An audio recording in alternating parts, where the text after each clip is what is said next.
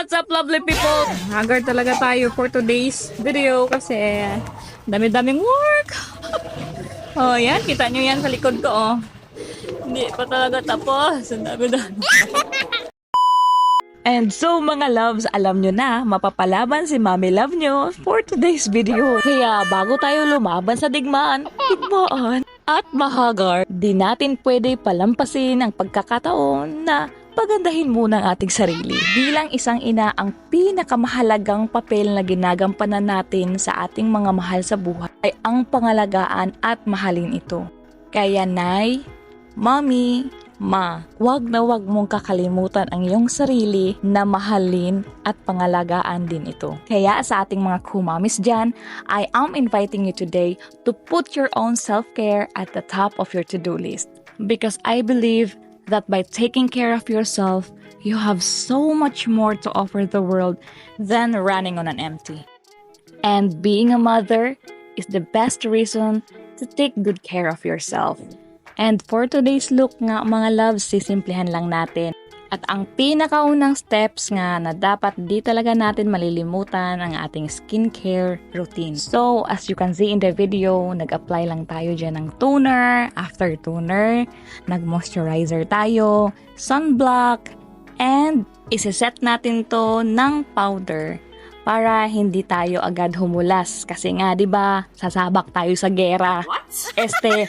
Trabaho na naghihintay na sa atin ngayon. And to complete this look, syempre, i-flex din natin ang ating very own HD matte tint from Lovely Choice. And I'm using the shade Princess. Isingit ko nga, I'm super excited na mailabas ito at maipakilala sa inyong lahat. Konting-konti na lang talaga mga loves at makikilala na nyo si Lovely Choice Cosmetics. Kaya mga loves, mga bebes ko, stay put lang muna kayo dyan ha. Dahil kakain muna ang Mommy Love nyo. Tapusin muna natin tong ating get ready with me for today's activity. Watch nyo muna tong video na to and di muna ako magtotalk.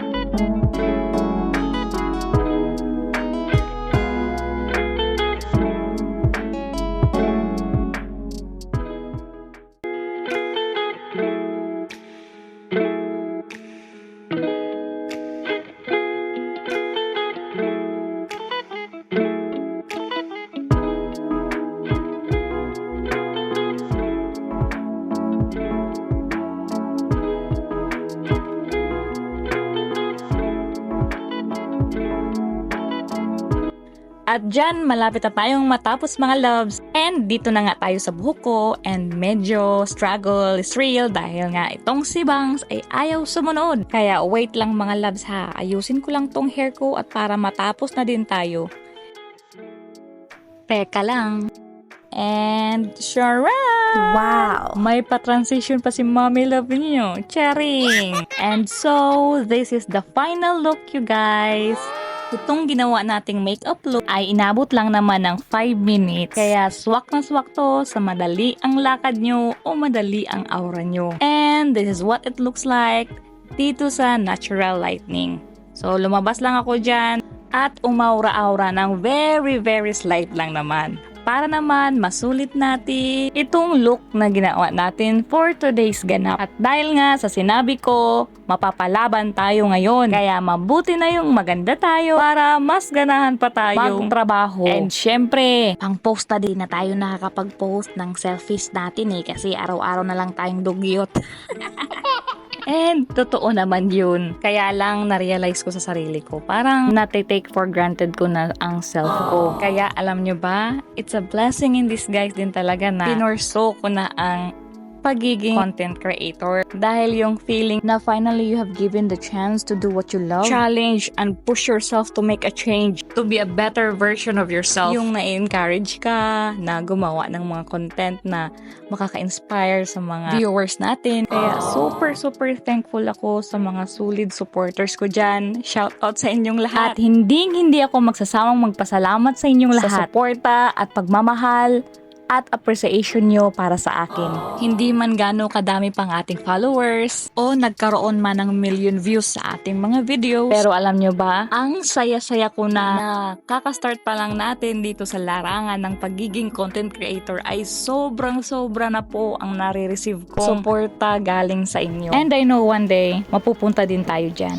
But for now, ina-enjoy ko lang muna ang mga moments ko with you, mga lalabs ko, and sa paggawa ng mga content. Kaya once again, thank you so much mga lalabs ko, mga babies ko out there. Thank you. And of course, all the credits belong to Abba Yahweh. Dahil nabigyan tayo ng pagkakataon na maging bahagi ng buhay ng bawat isa.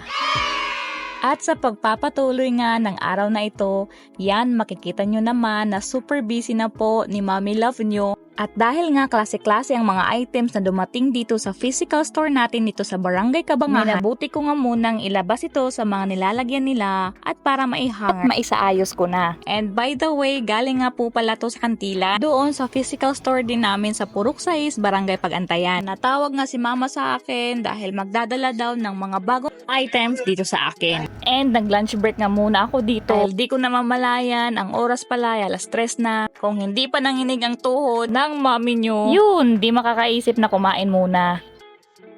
Habang kumakain nga ang mamshi nyo, yan, nagpakalong po ang ating boss Madam Zeka kasi nga kakagising lang din ng baby natin. And medyo hindi maganda ang gising niya, kaya yan, ayaw palapag. Pero wala namang problema yan sa atin dahil kaya naman natin kumain kahit na may karga-karga tayong bigwis. Kaya shout out sa lahat ng kumamis ko dyan na mga full-time mom, mompreneur, and sa ating mga working mamas out there. Saludo po ako sa inyong lahat. Stay strong lang, laban inahan.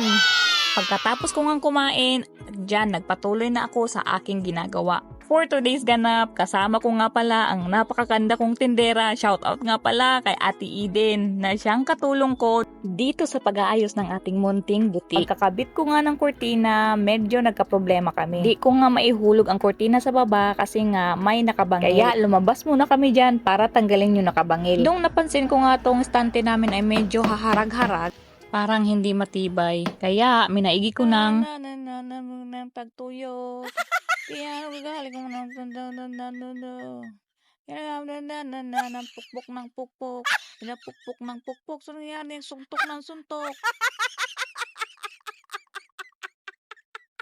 Pasensya na po, nadala lang po ang Mommy Love nyo. Balik tayo sa sinasabi ko. Kaya minaigi ko na ngang pukpukin at lagyan ng tali para po maging safe ang mga gamit natin kasi nga mayat-maya na lang lumilindol. And charan! Tapos na pong nakabit ang mga kurtina at ganyan na po ang itsura. Medyo maliwalas na and malinis ng tingnan. As you can see mga loves, may mga kalat pa rin dito. Di pa rin tayo tapos. May mga box pa dito, cellophane, and puro stocks po ang laman yan. Medyo nahirapan nga din kami ni Ate Eden na i-organize po ang mga stocks dito natin dahil nga medyo masikip din ang space po dito. Pero wala namang imposible sa taong porsigido at creative. Wow. At para nga matapos na tayo dahil medyo nakakaramdam na ako ng pagod dahil ilang oras na tayong nakatayo. Kaya heto na tayo at sinimulan ko na ang pag-a-arrange ng ating mga items. So ang ginawa lang ng Mommy Love nyo, binukod ko lang ang mga pang kids and pang adult para di mahirapan ng ating mga customers sa pagpipili ng mga OOTDs na hanap nila. Para kung may magtatanong, Mommy Love, may pang kids ba kayo? Yes po, doon po na banda ang pang kids natin. May mga pang adult din po ba kayo, Mommy Love? Opo, meron po. Doon po na banda ang mga pang adults natin. So ganun po. Nakagrupo din ang mga dress, mini dress, maxi dress, mga pants, mga shorts, mga terno natin, mga trousers, jackets, blazers, and even mga footwears, bags. Meron po tayo dito sa Lovely Choice Fashion and Accessories located at Purok 1, Barangay Kabangahan, Cantilan, Surigao del Sur. And meron din tayong pwesto doon sa Purok 6, Barangay Pagantayan, Cantilan, Surigao del Sur. And syempre, meron din tayong online shop. Kung gusto nyong mag-place ng order nyo through online, check nyo lang ang aming online shop.